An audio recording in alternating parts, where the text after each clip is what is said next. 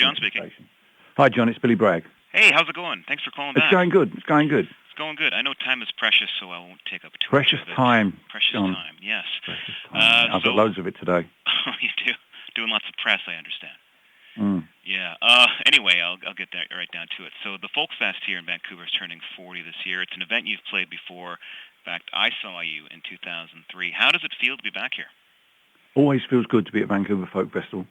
The great thing about folk audiences around the world is that they're always interested in topical songs, and Vancouver's been at the forefront of that. Now, I had some great years here. In 1989, Pete Seeger came up to me in the Chow tent and said he was going to sing the Internationale in recognition of the Tiananmen Square protesters, and would I like to sing the English version as part of the thing. And I said, the words are so archaic, Pete, don't make me sing those words. So he bade me to write some new words, which I did do.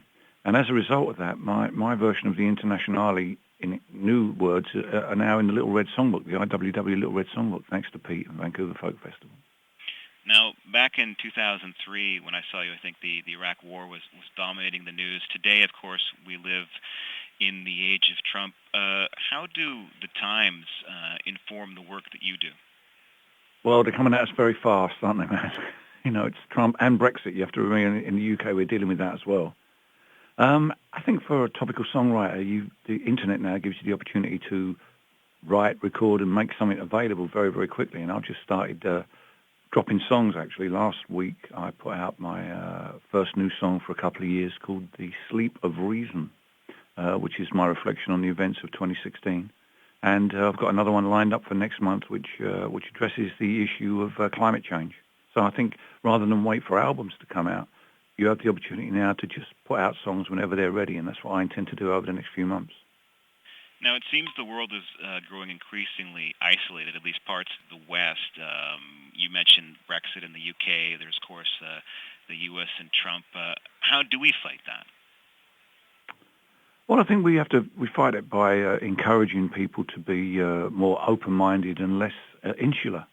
I think America and the UK are both having what you might call a midlife crisis, where the sort of central power seems to be moving away from where it was for most of the post-war period.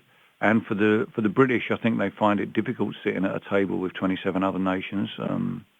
It's clear that our Foreign Secretary feels like he's part of somebody else's empire when he sits down. He doesn't like that.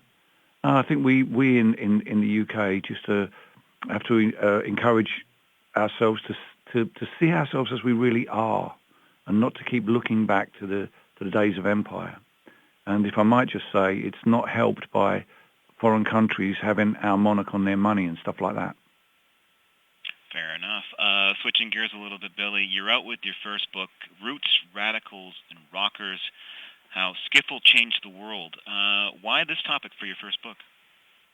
Well, it's actually something I've always been interested in, and I was just thinking of what am I going to do before I put out my next record. So writing a book just seemed like an interesting challenge. Skiffle is something that isn't really been looked at in our even in the UK. I doubt many of your listeners know what it is. It's a form of music that existed in the UK just before rock and roll. It's like a sort of roots music led by a guy named Lonnie Donegan, who had a hit with Rock Island Line in 1956. And so I wanted to explore it myself, really out of my own interest. But I also felt writing a book was a bigger challenge, really, than just making another record and going on another tour. So for all those reasons, really, I set to write it. Now, I haven't read the book. I'd love to read the book, but from what I've read about the book, apparently you sort of draw a straight line from skiffle to the start of British punk. In a nutshell, how do you do that? Well, skiffle was very much a DIY music. I mean, the musicians were playing old acoustic guitars, and they were using washboards, often their mother's washboard, and making a bass out of a large, what we call a tea chest, which is exactly what it sounds like, a chest which you take loose tea in, sticking a broom pole on it and a piece of twine, and making a boom, boom, boom noise, and playing three chords. You only needed really three chords to play all of Lonnie Donegan's repertoire. So in that sense, it was a DIY music. And one of the most powerful slogans from punk rock was, "Here's three chords, now form a band." So it was accessible in that way. But more importantly than that, it was a movement that said you didn't need to be a musician to make music. It was very empowering of young people, and particularly that first generation of British teenagers after the war who'd grown up with rationing and the shadow of the war. They kind of came of age, and the way they chose to do that was by adopting the guitar. Donegan was the first British artist to get in the charts playing a guitar, and that kind of started the whole guitar-centric period of British pop music that dominated the world really in the early 1960s. And of course, providing plenty of fodder for yourself and your generation.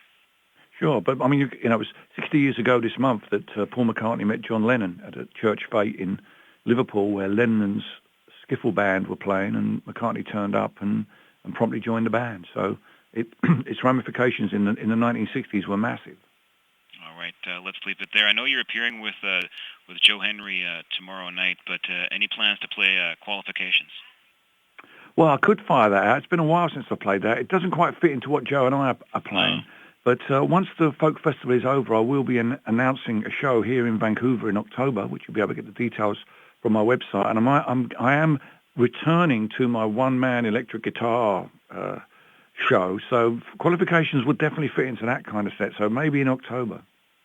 Just because you're going forwards doesn't mean I'm going backwards. All right. Exactly. Thanks, Billy. This is great. You. Cheers. Bye-bye. My pleasure. Cheers. Bye-bye.